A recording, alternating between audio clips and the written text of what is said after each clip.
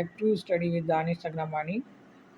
काफ़ी अर्सा हमने बिल्कुल गैप कर दिया था और जो हमारा जो पढ़ाई का सिस्टम है वो बिल्कुल ही रुक चुका था, क्योंकि मैं खुद ही प्रिपरेशन के टाइम पे बहुत मसरूफ़ था। मेरा भी अटैम्प्ट चल रहा था और अल्लाह के फजल व करम से, आप सब बहन भाइयों की दुआओं से मैंने तो अपना अटैम्प्ट खैर खैरियत से बिल्कुल क्लियर कर लिया।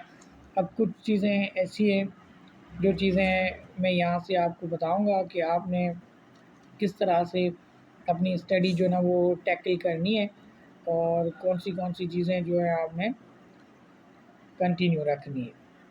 तो प्रीवियस जितने भी हमारे लेक्चर थे उनमें हम काफ़ी चीज़ें जो है ना वो एलाबोरेट करके आए, लेकिन इसी हमारे इस लेक्चर में भी हम काफ़ी चीज़ें ऐसी हैं जो एलाबोरेट करेंगे, उनको भी सीखेंगे। इस तरह से अगर हम पेज को मैं पलटा रहा हूँ, उसमें काफ़ी ऐसी चीज़ें हैं जो बताई गई हैं और उसमें सिखाई भी गई हैं।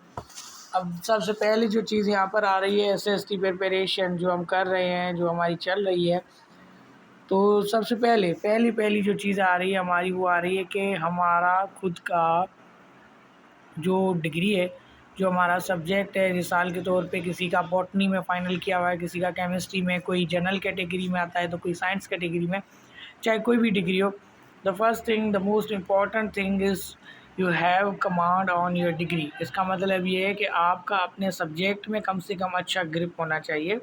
आपका सब्जेक्ट बहुत अच्छा होना चाहिए। आपका बॉटनी है, केमिस्ट्री है, ज़ूलॉजी है, इंग्लिश है, चाहे मैथ्स है, या इसके अलावा आपने जनरल कैटेगरी में किया है, सोशियोलॉजी है, जियोलॉजी है, जो भी है, इस तरह का जो भी सब्जेक्ट हो साइंस का या जनरल का, तो उस पे आपकी 100% नहीं तो कम से कम 90% कमांड होनी चाहिए कि आपका डिग्री में कितना ग्रिप है। द सेकंड थिंग इज़ कि आप अपने सब्जेक्ट में थोरोली एक्सपीरियंस्ड हो, कि कम से कम हमें इतनी चीज़ें याद होनी चाहिए कि अगर सामने वाला इंटरव्यूअर्स जो भी है, मेल और फीमेल है, हमसे क्वेश्चन करता है तो हम चूकें ना, हमारी मिस्टेक ना हो। द थर्ड थिंग इज़ कि आपने रिलीजियस क्वेश्चंस पढ़ने, इस्लामियात में आपका अच्छा कमांड होना चाहिए कि अगर वो इत्फाक से इस्लामियात का सवाल करते हैं, सवाल जो है वो सही हो। Number four thing is general knowledge. आपकी जनरल नॉलेज बहुत अच्छी होनी चाहिए। चलें बहुत अच्छी नहीं तो अच्छी ज़रूर होनी चाहिए, उसमें भी काफ़ी चीज़ें ऐसी है जिस पर आपको कमांड होना चाहिए। Number fifth thing is Pakistan study. आपका पाकिस्तान स्टडी में ग्रिप होना चाहिए। काफ़ी चीज़ें पाकिस्तान स्टडी की आपको याद होनी चाहिए। करंट अफेयर हो चाहे तो पिछली जो भी चीज़ें वो याद होनी चाहिए। और दूसरा है कि आपकी वोकेब जो है ना वो अच्छी होनी चाहिए। आपसे वो कोई तरह का आप सवाल करते हैं, इंग्लिश में पूछते हैं कुछ भी, कम से कम आपकी नॉलेज इतनी होनी चाहिए कि आप उनका सवाल समझ सकें और आप अपना रिस्पॉन्स कर सकें। The seventh thing is your luck. हम जैसे पहले भी बोलते हैं कि सारी चीज़ें किस्मत पर होती हैं, लेकिन किस्मत अपनी मेहनत से बदली जा सकती है, तो आप अपनी मेहनत ज़रूर जारी रखिए।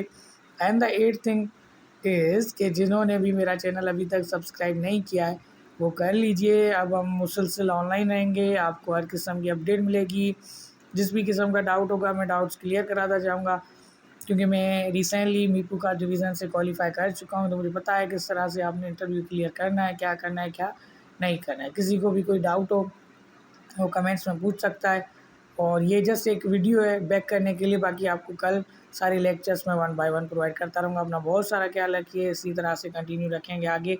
अल्लाह हाफ़िज़।